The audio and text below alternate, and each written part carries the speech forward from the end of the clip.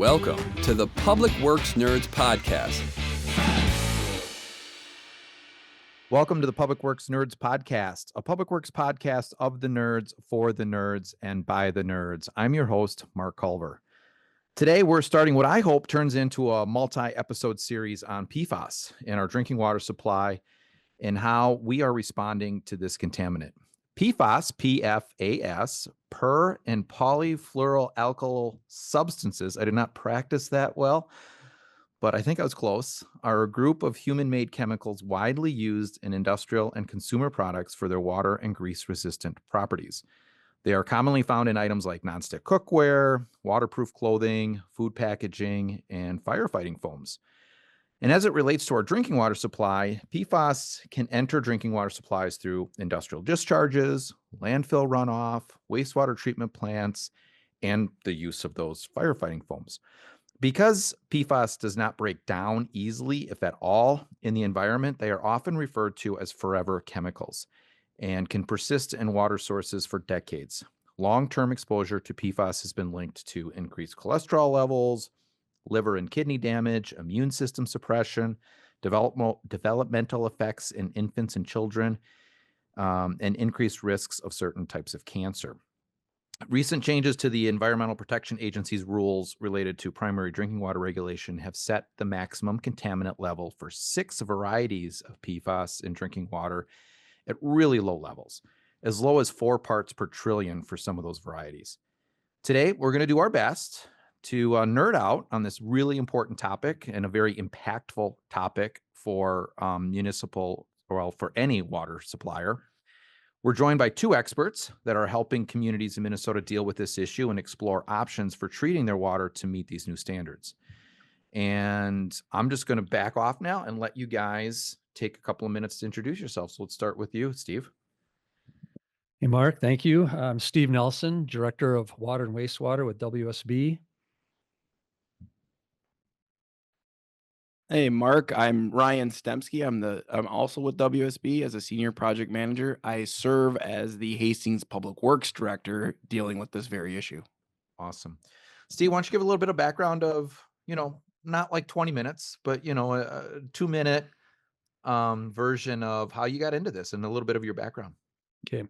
Some of my background is I started as a pool boy, believe it or not, but maintaining the chemicals at the Maple Grove. That's Maple Grove way pool. back. Yeah. Yeah. So I got into water, maintaining the pumps, teaching swim lessons, all that stuff. And then ended up getting my master's in environmental health from KU.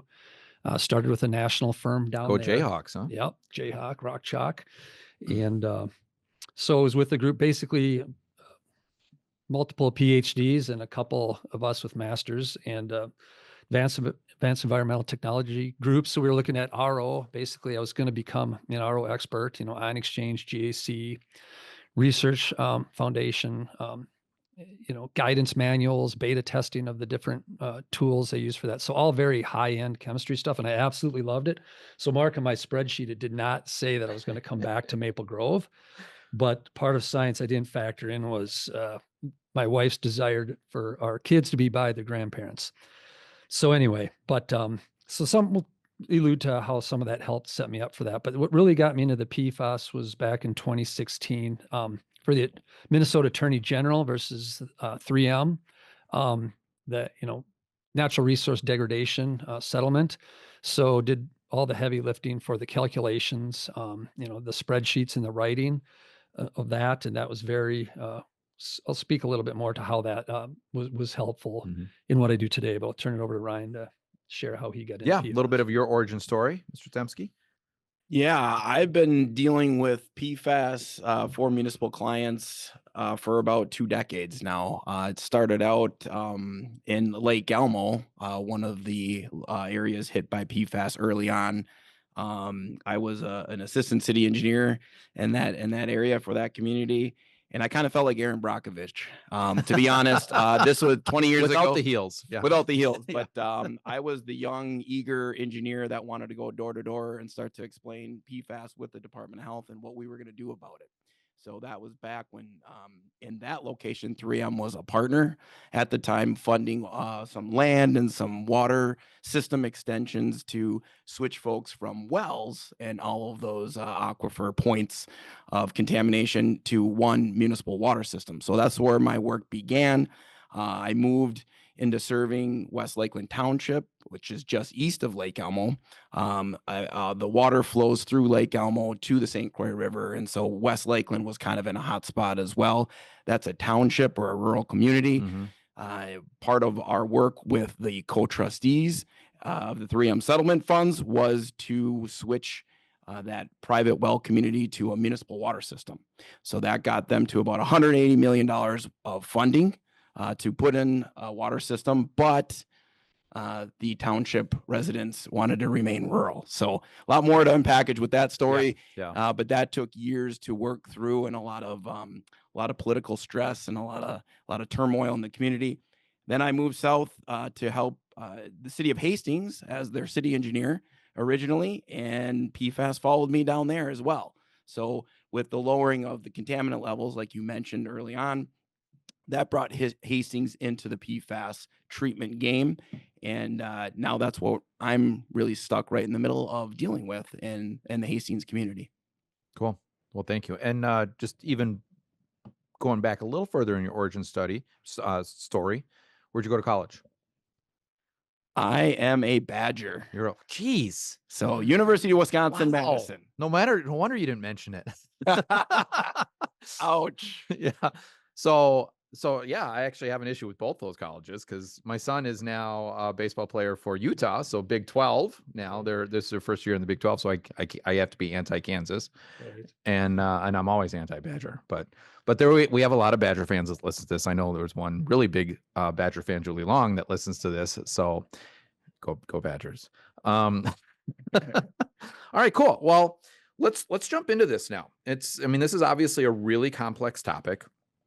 And as I said earlier, given the complexity of this topic and the potential impact to communities across the country, I hopefully this turns into a multi-episode series, and I have a feeling we'll be talking more about this. So I think today we're just going to kind of focus on your guys' experience with this issue in Minnesota, maybe touch a little bit on what we know nationally towards the end. But yeah, let's jump in this. And Steve, first of all, let's nerd out a little bit on the actual chemistry of PFAS and why. We're not going to spend a lot of time on this. But what is it about PFAS that makes it so difficult to break down in the environment? Yeah, so it's the carbon-fluorine bond. It's just a very naturally strong bond. So, going back to that settlement, the $950 million settlement, one of the things, we looked at is it's so hard to get rid of and it's so pervasive. So we had experts, from all across the nation looking at how it moves because it ends up in places we never thought it would. It's slippery. It's finds its way through, and it does not break down easily. So, and then also in doing that, you realize that there's a lot of technologies that can remove it, but we have to realize that in Minnesota, we're looking at our natural resources been damaged.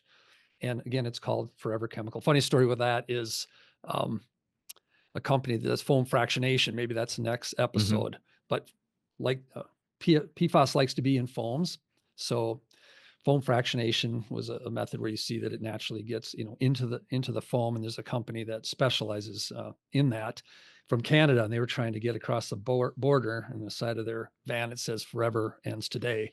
Oh, and believe it or not, they got stopped for multiple hours. I think it went into like a day where they had to come and X-ray their whole van, and it's kind of like, what they thought this was a political statement. Yeah. Forever ends today.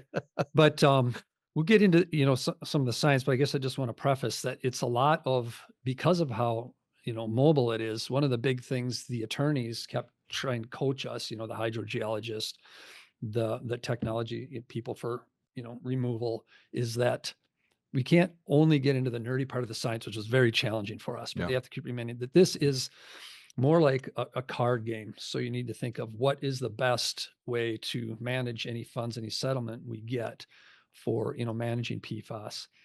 So what ties in the technologies there is one of them that I was, probably going to be an expert on if I'd stayed at that national firm, was reverse osmosis.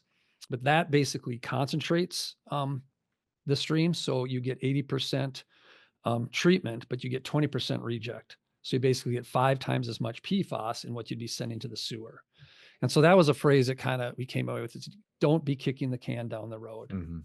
But that even applies with, if you are using like an absorptive technology, catching it on GAC, the same thing applies there, ion exchange versus GAC. GAC, you can, reactivate it, go, beyond just regenerate it. You can actually reactivate it. So there's absolutely no carbon-fluorine bonds left in very high temperature. But then, your liability for sure has stopped, Right, because it's completely destroyed. And then you can actually reuse that carbon. So those are, there was much that went on to how long's the PFAS going to last if we treat it, where is it going to end up, all those studies. But a big takeaway was we really need to think of this as a long-term, management of, we have so much funds total to look at, remediating this problem, this damaged resource. And what is a way we're not going to be kicking down the road in terms of to the wastewater plant in the water, or in terms of in a landfill and then ends up in the leachate again or in the air. Yeah. So, What's interesting about this issue is, and we'll talk more about the treatment levels and what does actually GAC mean and some things Right. like that in a little bit. But 3M has known about PFAS for a long time, and they've been monitoring it for a while. And Ryan, this will be good for you to talk about your experience with this and even the 3M settlement and things like that. But my next question here is going to go towards the EPA standard, and that why all of a sudden are we really freaking out about this? Because we've probably been testing wells or we've seen levels, maybe 10, 20, 30 parts per trillion, and we were fine. But now all of a sudden we're really freaking out. And why is that? Yeah, that's a great question, Mark. The reason in the 2 decades I've been involved in PFAS is about the similar time where the levels have been in the thousands that we've been monitoring parts per trillion, Mm-hmm. down to the 1,000th part per trillion. So you're right. No other chemical has been studied more in those 2 decades than PFAS. So the emerging science on this is kind of some of that reason. And the one answer is epidemiology. I think the epidemiology has come along so far. We started out 20 years ago testing lab mice and testing animals and getting some of the knowledge and information and health guidance levels based on that information. Fast forward ahead, the federal government got involved, the EPA got involved, and took a more worldwide human approach to their medical study and their epidemiology, and started looking at concentrated groups and pulling that information together and seeing all the harmful effects that you listed in the opening of the podcast. And that is where they started to link some of their scientific and medical confidence in the harmful effects of PFAS. So as soon as that emerging science and emerging epidemiology came forward through the EPA, that information was passed along to the states, and the states, same thing, going through their studies, started to put more and more of the science together. And that's why we're at the levels we're at today. Yeah. So what happened in April?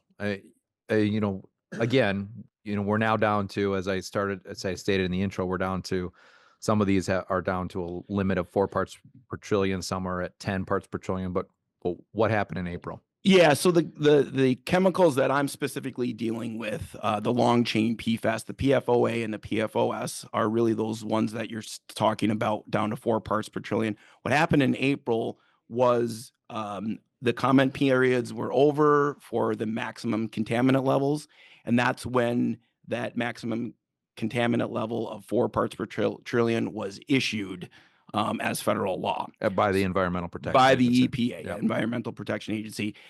That level was set most likely or based on, I'll say, the ability across the country to confidently test for PFAS down to that. And that marker was 4 parts per trillion. I think I read comments of where it would have been set lower, but the EPA wasn't going to set a limit lower than what had reliable testing in our Okay. laboratories. It is important to note the state of Minnesota can test to more closer to about 2 parts per trillion, but nationwide, that's why we've seen that 4 parts per trillion number. And so now that this maximum contaminant level has been set, what's the timing and the progression of this for water suppliers? Basically, it's kind of started a 5-year time frame. Is it two years, Ryan, to kind of study and 3 years to implement? And really, right now we're seeing in the industry ever since, COVID, that what used to take maybe 18 months to get to substantial completion, 2 years is pretty much standard now. And another thing I'd say with regard to the epidemiology and health is what Ryan's done a nice job, and we've been doing that with Brooklyn Park as well. When you have people with questions, you want to serve them, but I think as public servants, we also clear is kind. And so what we've done in Hastings and what we're doing in other communities, say, yeah, that's a great question. We're going to have the Department of Health come in and talk, and so they can ask, your residents can ask the Department of Health directly, because there was some a little bit different approach between Department of Health, like really trying to say what's the lowest level where you still have health impacts. But I think it seems like it's most likely to continue that what the EPA sets, they have the epidemiologists, they can look at the whole context of cost and health impact and balance that. And what they come down with basically, as the, promulgating agency, Department of Health is going to follow suit. So I think that's a good thing.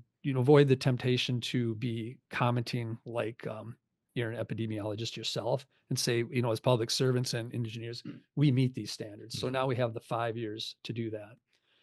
And what Ryan, you can speak to this, but I think the time frame is important. And back to the card game again is, there's going to be limited funding available, and getting the money is key. And I think beginning some of those studies up front is very helpful. Ryan, you might want to speak to that, or let Mark. Mm-hmm. No, I just a little bit further more on the question of standing up treatment to get down to 4 parts per trillion or less is that 5-year mark. The 2-year mark is the testing going on right now. So what Department of Health is deployed their efforts is getting quarterly running annual averages. So QRAA. So getting Just what we need, another acronym, but yeah. Exactly. But to get those tests, so there's not a spike or misrepresentation of a community. They want to grab your averages over 4 quarters per se. And so that's what's going on right now.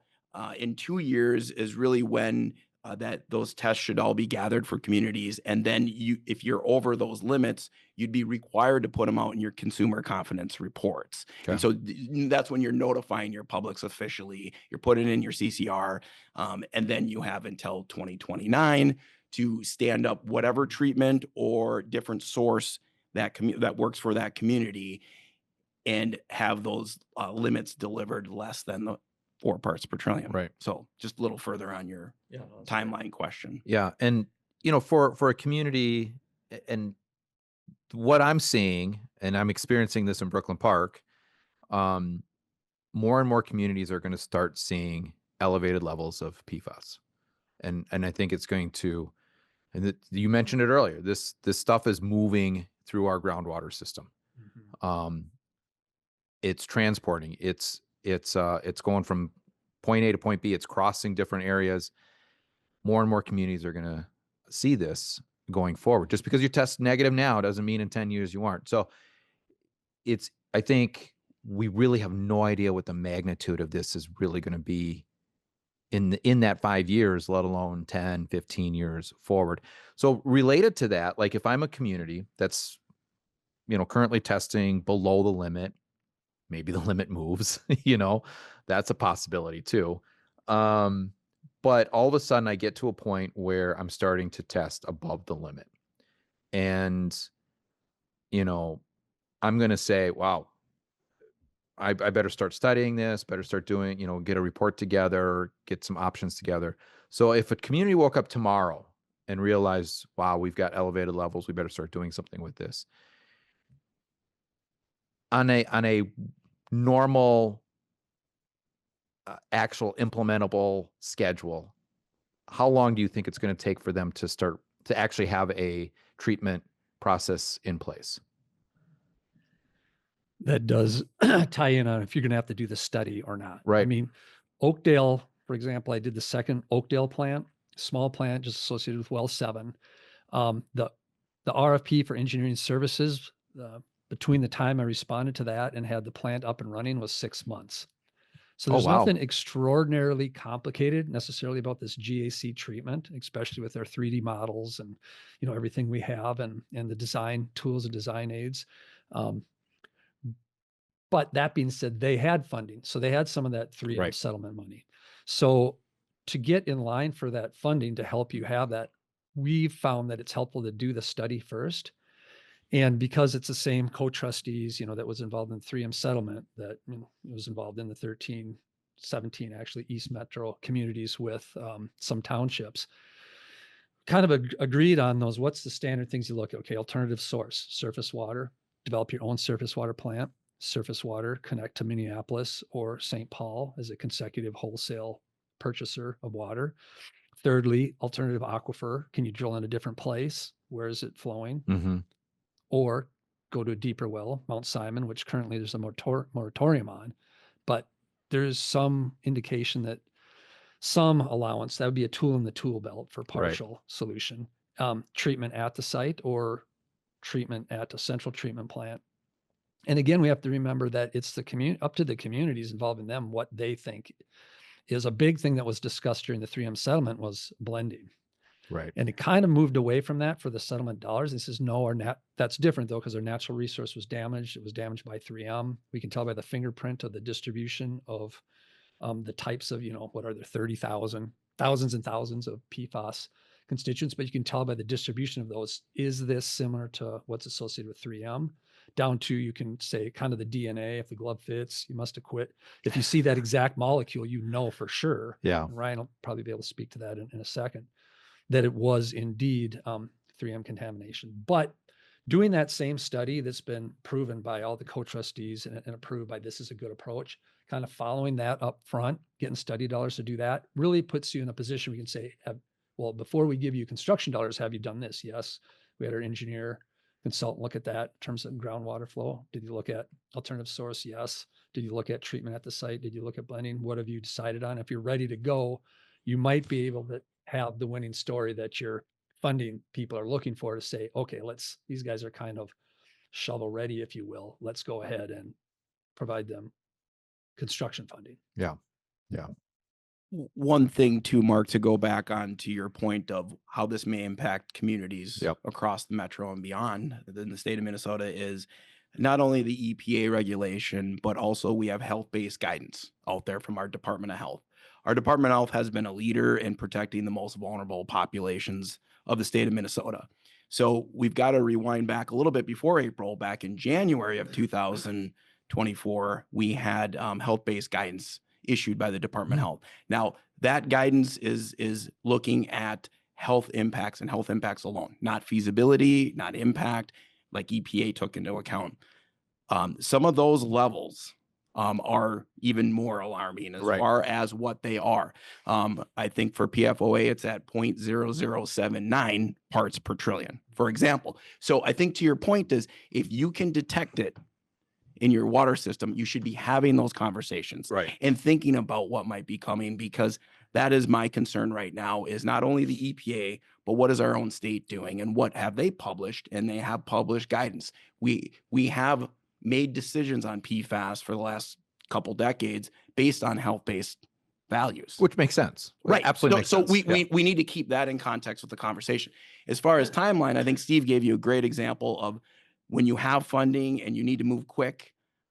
In Oakdale, what he accomplished there was amazing, right? 6 months, same thing. Yeah. What I'm doing in Hastings, kind of the flip side, right? We know we have the problem. We want to work towards the final solution, but we also want to get the funding in place. Yep. So we're trying to connect hydrogeology across the Mississippi River and looking at complex formulas and equations of how do we connect one of the 4 disposal sites known in the East Metro.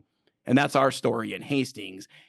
other communities might have different dump sites or different polluters that they're looking at, but it can take time. We've been at it for over 2 years in Hastings, trying to ask the right questions, get the right people involved to find these connections out. And to date, we've connected one of what I'll call 7 wells that have contamination. We keep touching on trustees and 3M and this, that, and the other. So Ryan, why don't you give us a little more background on what are we actually talking about here? And what happened? Who sued 3M, or what was the process that created this fund for communities to use? Yeah, sometimes I forget there's a world beyond the East Metro. Right. But yeah, so this is kind of an East Metro terminology that we're seeing. East Metro is kind of paving the way for setting some examples of how to deal with PFAS and how to fund PFAS. So that's why we keep coming back to the East Metro and the 3M settlement funds. Really what this was, it was about a 10-year negotiation between the state of Minnesota and 3M on disposal sites in the East Metro. So in 2018, there was a settlement put together. I think it was about $700 million. I forget because attorneys needed to get paid first. 950, but the 50 million went immediately to the attorneys. Yeah. We should have charged higher consulting. Of course.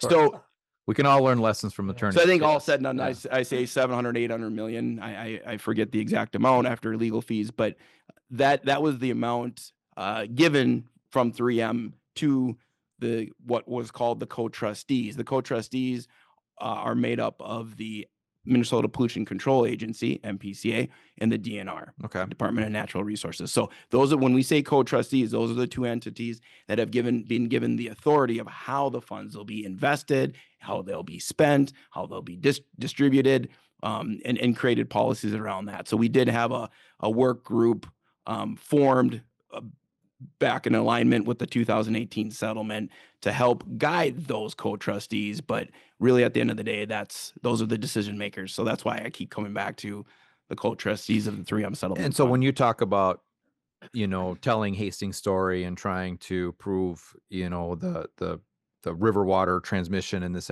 crossing the river and that, you're trying to do this so you can prove that this is 3M's chemical so that you can get money out of that fund, so that the co-trustees will say, yep, this qualifies, we're going to pay for your treatment, right? Absolutely.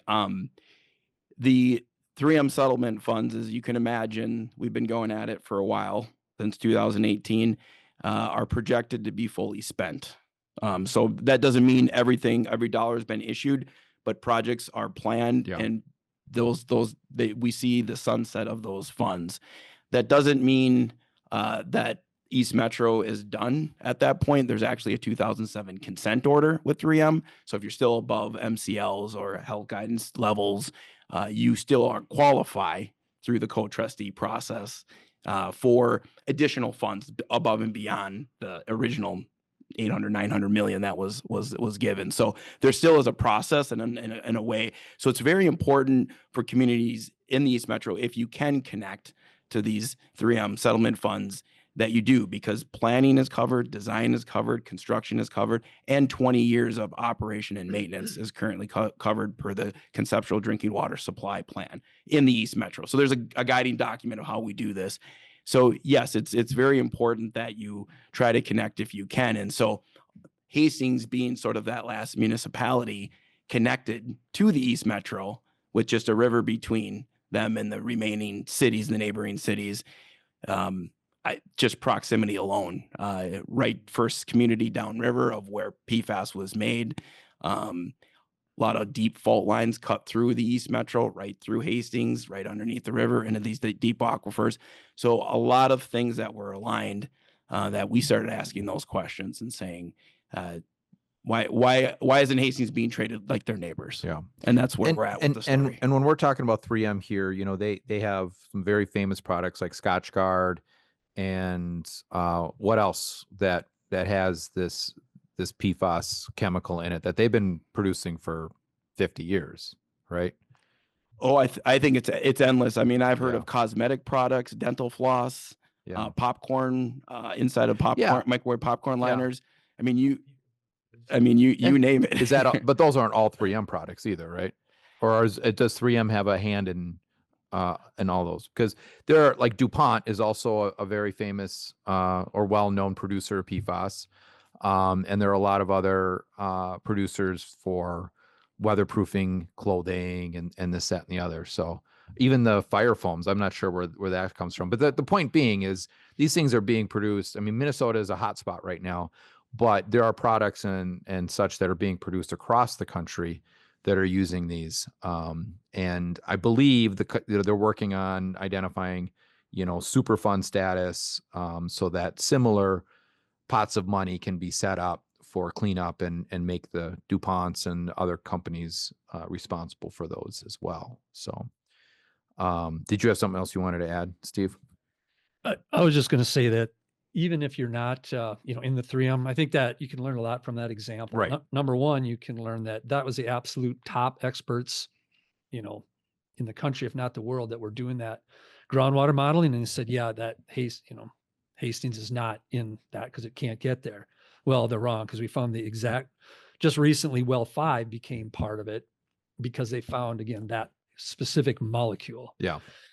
Another thing is, it's kind of the same if you're doing a study, because that's been established as what makes sense, the alternative sources, river water, this, that, the other, blending, not blending. That same line of thinking is what they're going to want to see you go through in a study, because it's still MPCA that will most likely have, funding for, preliminary study and design, still Department of Health. Those people are going to have to buy off on funding, applications. So,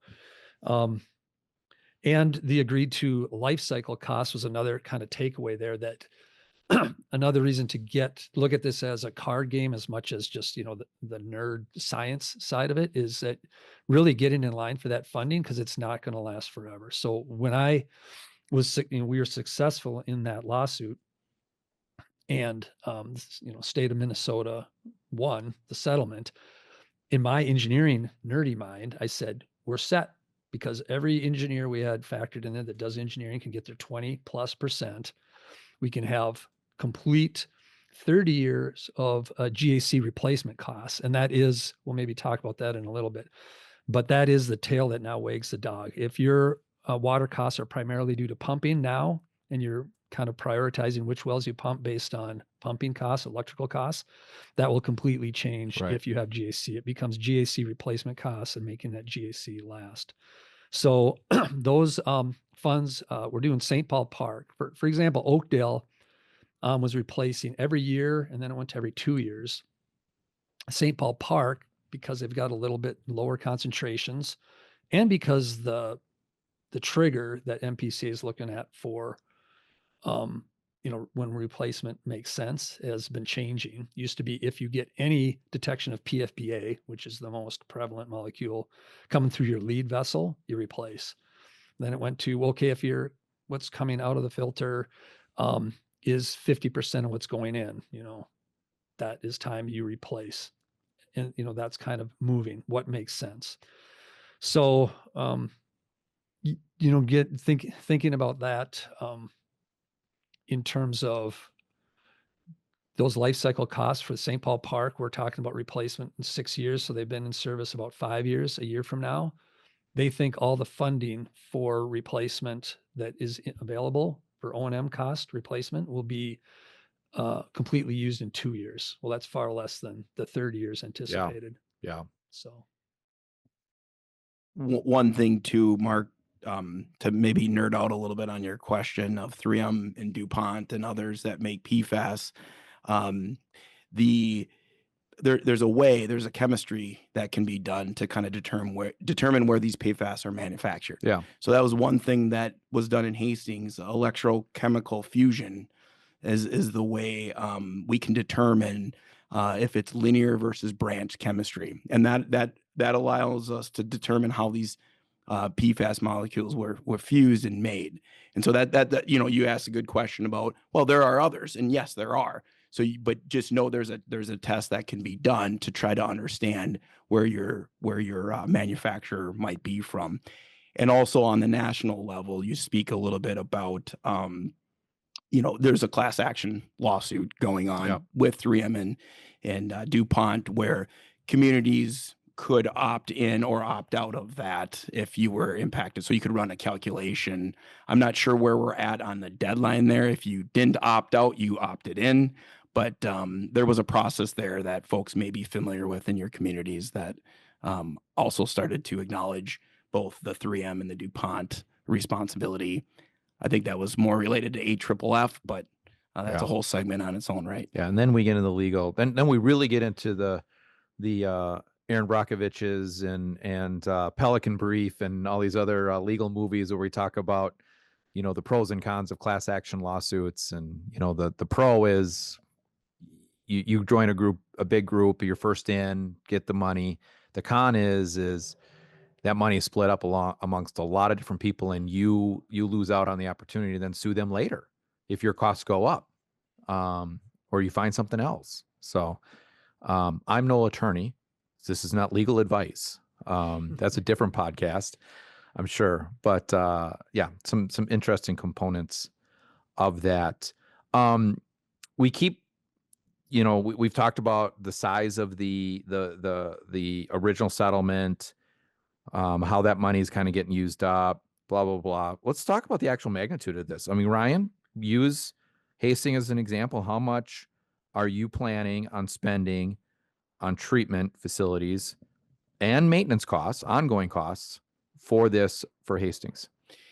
Yeah. So again, not every community is going to be impacted the same. Right. Unfortunately for Hastings, they have 6 wells currently and a 7th well planned in 2026 per their comprehensive plan. So all 7 of those wells are over the 4 parts per trillion we've been speaking of. So that's an entire aquifer that doesn't have a good resolution, but for treatment. And so in their situation, after looking at the feasibility study Steve alluded to, looking at all options available to them, the most feasible and really only feasible option was treatment. That treatment is estimated to cost $68.9 million to build a decentralized system, or a system with 3 treatment plants in the built environment of Hastings. The O&M cost, once those treatment plants go online, are estimated at about $1 million per year. So we kind of talk about it in Hastings as a $100 million problem, just because if you add the 70 million plus 30 years O&M is kind of what we're looking at for a life cycle. That's $100 million to that community. Hence the reason why they're looking under every rock, belt and suspenders on the funding task at the Capitol, at the federal level, 3M settlement, as we mentioned already, and water rates. So everything's on the table. Every application for grant funding has been submitted. So yeah. And if we just like project that, and obviously we keep talking about this East Metro, and you know, if you're not in Minnesota and you're listening to this, we're talking about the East Metro, the Twin Cities area. You know, a lot of the communities there are impacted, and we're starting to find other communities that aren't 3M communities necessarily. You know, Brooklyn Park is a great example in the northwestern part of the metro area. And a couple of their wells are starting to test positive for PFAS, and at levels that would be above the MCL here. And so we've got one well that's offline because we just don't want to deal with it right now. And Steve is working very closely with us, spending many hours in Brooklyn Park, working with us on this kind of a feasibility study as we look at what options do we have, how much is treatment going to cost. And that's one community. And we're probably looking at a similar number, $70 to $100 million between building the thing and operating it over a 30-year period. Now, talk about our neighboring communities, because if we're starting to see this, that's just going to keep flowing. You're going to have another $100 million, another $100 million. It's, you know, the magnitude of this is just really alarming. And I don't think in Minnesota here, it's like our legislators are aware of this issue. Like, they know it's a problem. They clearly are aware that this is a dangerous, unhealthy chemical to be in our system, all of the health impacts and everything. And they're throwing money at it, but they're throwing money at like 5% of what we really need in order to help these communities long term to do this. Otherwise, our water rates are going to triple over time in order to deal with this. And it's interesting because if you live out west in California and Colorado and in those states where water is so much more of a rare commodity, you're paying high numbers for water, and we're so used to cheap water and available water and good water, and that's going to change. That's really going to change. We have a big wake up call coming, and I think a lot of other states are going to be in the same situation as this progresses. So, all right, we keep touching on this a little bit. First of all, I just want to mention I've been listening to a podcast in order just to get my knowledge of what PFAS is and some of the background to it and some of the chemistry and technical aspects of it. I've been listening to a podcast called Forever Chemicals. And honestly, I don't even know how many episodes they have or when they started recording or anything. I'm on the 6th episode right now. They're really good episodes. They're very technical information and experts that they're talking to. It's definitely jaded. These are the people, it's produced by a group of people that are trying to ban PFAS everywhere for everything. And I'm not saying that's not the right thing to do, but there's definitely a biased edge to the podcast. So I just wanted to be transparent about that I'll put the link to this podcast if you're interested in learning more about kind of the background of this and some of the history and some of the other companies that are dealing with this, and some of the companies that are like trying to produce are producing waterproof and resistant materials without using PFAS. So it's kind of an interesting story of some of the options that are already out there. But we keep talking. We've said GAC probably about 20 times now. And we haven't said what it stands for, but let's talk about these treatment options and GAC probably being the most reasonable treatment option. But what is GAC and why is it probably the best option right now? Okay. GAC stands for granular activated carbon. And, there's different materials that it can be made of, but it happens, I guess you could think of them like simply maybe like an asteroid. If you remember the game Asteroids, It's like a rock, but it's got a bunch of caves in it. Or maybe for our public works professionals out there, a parking garage is a nice also way to think of it. So you see the piece of GAC, a small little pile of that in your palm of your hand might have the area of a football field. So it provides these absorption sites or parking sites. And then once it's absorbed, if you think that you've got a 9-foot tall bed and deep bed in a 10-foot diameter vessel, it's called the mass transfer zone. As those think of each one as a little parking garage. As you work up, your first foot of a parking garage is all used up. The traffic goes down the next foot all the way to the bottom. And as you get to the bottom, you start seeing a breakthrough. And that's called the mass transfer zone. And so that's what we're talking, some of the replacement timing that's we try and model up front, with what's called the rapid small scale column test. And because we have Oakdale, which we've been working with, and then St. Paul Park, which has now been in place like 5 years, we have software by Michigan Tech and some of the vendors and PhD experts we work with. We can predict how long that's going to last, because again, that's going to be the big cost for disposal. But what makes it the best is because then you have that lead vessel, so you're going to measure there before it starts. And then even if you miss it by a day for when your Department of Health is coming out and sampling, you're still for sure not going to go through your leg vessel. So you have a 10-foot diameter vessel in front, and then it goes through a second kind of pop can, just kind of a wide spot in the pipe with this, looks like the media that's in maybe a fish tank, little filter you have in a fish tank. Yeah. And the reason it was settled on in the settlement is you're not kicking the can down the road.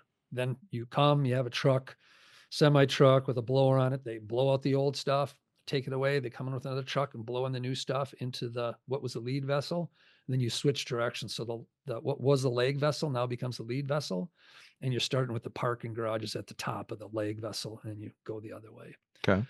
So that, the big thing there is trying to predict how long that's going to take is a good way.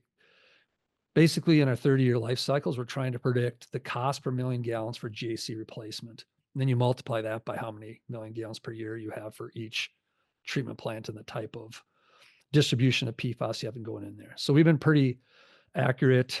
I wouldn't call it machine learning, but we have, one of our guys was a machine learning master's mechanical engineer from Purdue, and he's involved with that. And these estimates work great until Murphy's Law happens. So with some of the original installations, when 3M was flipping the bill, they did run into things where, whoops, something happened where accidentally you're going to get head loss, because if anything's going on top of that media and you can't push anything more through there, it doesn't matter if you've gotten your full value out of all your parking garages, if you will.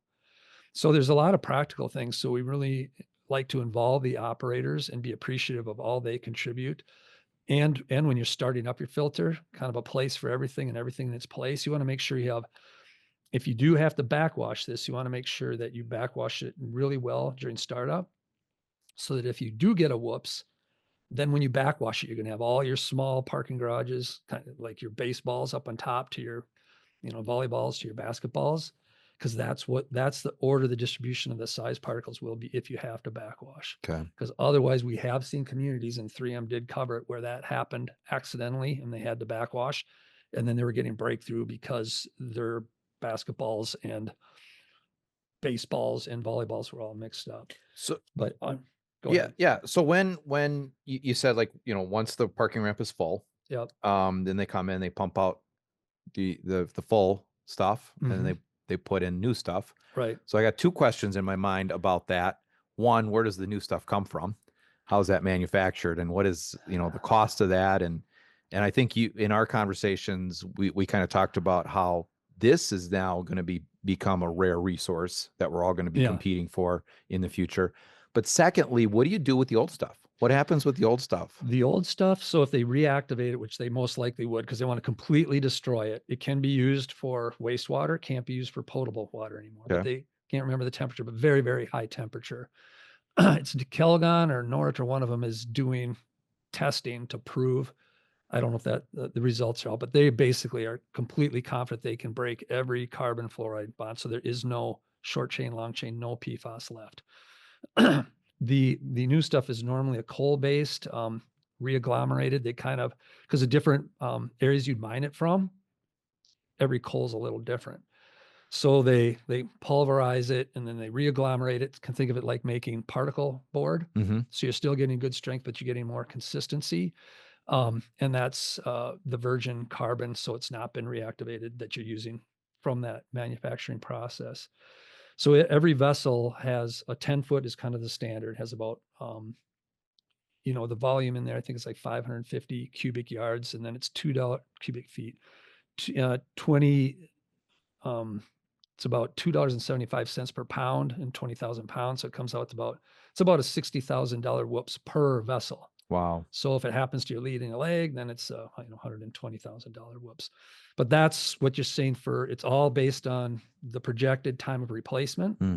But you really want to involve your operators and be monitoring some things, so if there's something that happened, like you're getting all of a sudden pressure values going up, so you make sure you don't continue doing that, and good pre-treatment ahead of it as well. I don't know if I answered your question there. That's good.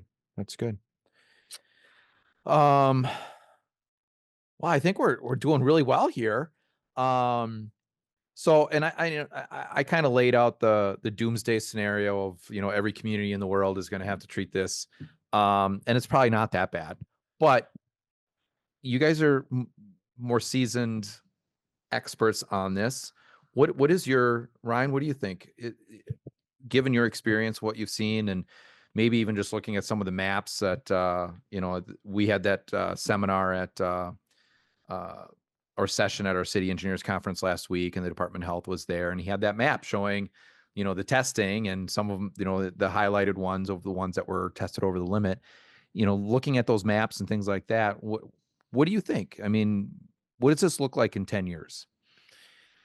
Well, like we've talked about earlier, we're kind of in that testing, Yep. collecting data phase, and Department of Health has done a good job right now of saying, no, this is a problem and you need to take it seriously, to the smaller communities and the communities just facing this for the first time. I don't remember the exact number. I know it's right around 20 municipalities have been notified that their QRAAs, another acronym we defined earlier, that their QRAAs are over one of those thresholds, and they need to start implementing regular testing, and they need to get their consumer confidence reports updated, and they need to plan for mitigation in the future. So we already know we've got the East Metro, we've got Bemidji, we've got the 20 communities that are listed on Department of Health's radar screen, but a lot of private well testing continues all over the metro and beyond the state of Minnesota. And I think we're looking at that 4 parts per trillion mark. Mm-hmm. I guess my concern is what is the health guidance going to look like? So Right. the big answer is waiting on what our Minnesota Department of Health is going to do with their epidemiology, their results, their findings to protect Minnesota's most vulnerable populations, right? So I think if they lower that to essentially 0 is what we're at, and they continue testing and retesting areas, like you said, these plumes, they move, they don't break down. In Hastings, for example, it's been at least about 15 years of very consistent levels in every well. So not only that they're there, but they're there and present in those certain environments at the same. It's not like that plume is moving through and you're at the back like a cloud. Right. Like eventually the sun comes out. Right. It's just staying there. Like Steve mentioned a little bit, just the complex nature of these. They're some of them are water soluble. Yep. They stick to the bedrock and the aquifers. They don't move. Yeah. You know, they're there. So yeah, it isn't like a fate and transport that typically will take that chemical out of the community. If you just wait 100 years or 50 years, you know, that's some of the reality of this chemical. So it'll be interesting with the testing and the continued study and the continued lower values that are being talked about in the regulation field, what it will look like in 10 years. But I think whether it's consumer products or drinking water, just about the lives of everybody in these PFAS areas in the state of Minnesota, we can say for sure is going to be impacted one way or another. Yeah, which is scary, which is really scary, particularly from a cost perspective. So, did you have something you want to add to that? Or well, I guess we didn't mention, a couple of the others. Ion exchange is looked at, as well. One of the things with that is it's not. You're talking about different treatment. Yeah, different treatment. Yep. So it's a resin. Those have seemed to be more susceptible to if you don't get good pre-treatment. So it's been demonstrated in some of the testing in Minnesota that at least to that higher head loss right away, you should start to get limited by just how much you can push through. And then if you do like at your home softener where you're exchanging the the salt, the chlorides are coming off, or the calcium, then you'd have all that PFAS going down the drain. So where are you going to regenerate and what are you going to do with it? And if you incinerate it, then you've kind of got a glob with PFAS in it. And we're already seeing on the wastewater side that some landfills aren't accepting any waste that has PFAS in it, because then they'd have it concentrated in their leachate. So you want to think about that liability down the road. Right now, water producers are going to be limited liability, but when they take that GAC away, that's an important thing you want to have signed is that, where you're releasing us from any liability for the PFAS that's going to, the GAC laden PFAS that's going to be regenerated.